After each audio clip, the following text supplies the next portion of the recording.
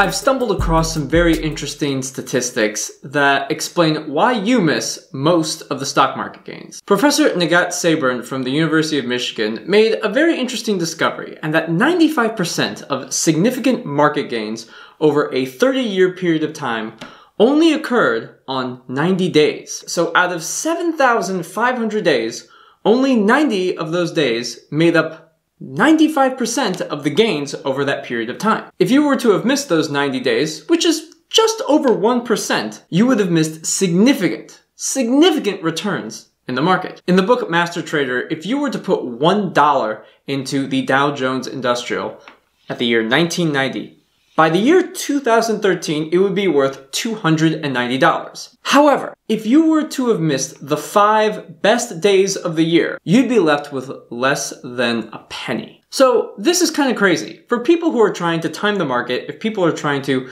use technical analysis in order to figure out the best time to buy and the best time to sell, the statistics are against you. The number of days where massive market swings and market gains actually happen are very, very few. There are so few days where these types of gains occur that if you were to miss them, you would be losing out on tremendous future returns. The other very interesting statistic is the fact that right now there's about 6,000 publicly traded companies in the NASDAQ and the New York Stock Exchange. This doesn't even include the entire world, the international market. So there's so many publicly traded companies out there. Even when we think about benchmarks and things to invest in, we talk about the S&P 500, the top 500 companies that are traded in the New York Stock Exchange. But even within those 500, there's maybe only a handful, about 20, 25, possibly 30 stocks that actually contribute for the majority of the wealth and the gains that are actually made. Most of the companies don't actually go up all that much. Most of the gains by weight are actually located in just a few companies. For example, Apple is probably responsible for the vast majority of any one company, the wealth that's in the S&P 500. So you have these two very interesting factors. It's really hard to statistically find the date or the specific times that you're going to hit those special market gains. And there's a very small probability you'll find the right stocks that actually contribute to the vast majority of wealth, that actually will make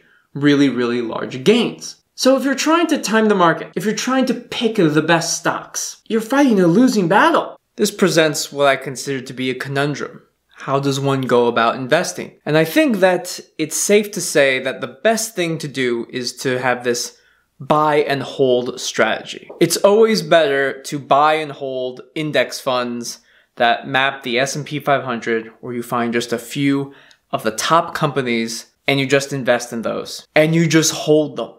Because the likelihood that you're going to be able to time it and buy it at exactly the right time leads to the chance that you're going to miss those few days. Those few days throughout the decades and the years where it actually makes the most gains. This idea of buying, of holding, is really just a principle of consistency, of doing something. And this actually applies to many facets of life. Let's take exercise, for example. I think most people out there, we all exercise. We do some form of training. In my case, I do Taekwondo, I do some level of strength training, calisthenics, and we train every day. Sometimes you have good days, sometimes you have bad days. And this is not all that different from just dollar cost averaging, from every day buying something and holding on to it. And over time, you're going to have some dips, you're going to have some bad days. But if you didn't have your money invested, if you weren't training regularly, you would never have those good days.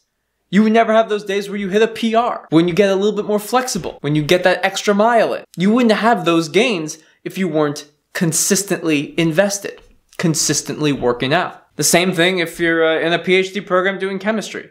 You're doing lab work. You need to be in the lab doing experiments.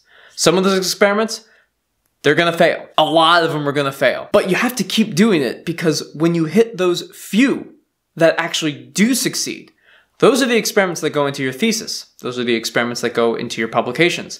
Those are the experiments that help you graduate. That's where you make the most gains. Have you ever tried to get good at anything by just doing it very sporadically? When I was learning Taekwondo, I was training all the time. I was training every single day. And I was training consistently. I was heavily invested into it.